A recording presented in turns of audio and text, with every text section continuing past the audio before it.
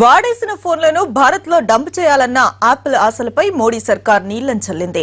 తమ కోసం నిబంధనలను మార్చాలన్న ఆ సంస్థ విజ్ఞప్తిని పక్కన పెట్టింది.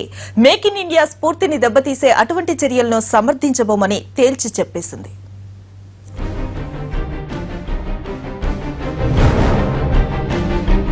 భారత్ వంటి భారీ మార్కెట్లో పాగా వేయాలని కలలుగన్న యాపిల్ సంస్థ ఆశలు ఆవిరైపోయాయి. భారత్లో యాపిల్ స్టోర్స్ ను ఏర్పాటు చేయడం, వాడేసిన ఫోన్లను అమ్మడం వంటి లక్ష్యాలతో ఆ సంస్థ సీఈఓ టిమ్ కుక్ ఇటీవల మన దేశంలో పర్యటించి ప్రధానమంత్రి నరేంద్ర మోడీని కూడా కలిశారు. అయితే ఆయన ఇండియా విజయంలో ముఖ్యమైన 2 అంశాలకు కేంద్ర ప్రభుత్వం సానుకూలంగా స్పందించలేదు. వాడేసిన ఐఫోన్లను అమ్మాలన్న యాపిల్ ప్రతిపాదనకు సానుకూలంగా లేమని భారత్ చెప్పేసింది.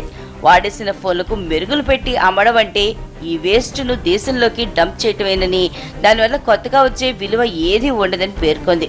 దానికి తోడు ఇండియాలో తయారీకి ప్రోత్సహించడానికి కేంద్రం చేపట్టిన మేక్ ఇన్ ఇండియా ప్రచారాన్ని కూడా దెబ్బ తగులుతుందని కొంతమంది నిపుణులు ఇప్పటికే ఆందోళన వ్యక్తం చేశారు. దాంతో ప్రభుత్వం ఈ నిర్ణయం తీసుకుంది.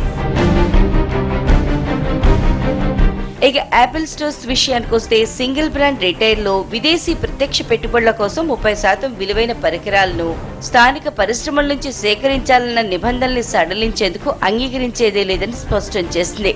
భారత్ లో ఉద్యోగాల కల్పన కోసం ఉద్దేశించిన ఈ నిబంధన సల్లింపు కుదరదని ఆర్థిక మంత్రి అరుణ్ జైట్లీ తెలిపారు. ప్రపంచవ్యాప్తంగా పడిపోతున్న అమ్మకాల్ని పెంచుకోవడంలో భాగంగా భారత్ వంటి భారీ మార్కెట్లో పాగా వేయాలని భావించింది యాపిల్. అయితే ఆ సంస్థ విజ్ఞప్తులను ప్రభుత్వం తిరస్కరించడంతో పునరాలోచనలో పడింది యాపిల్.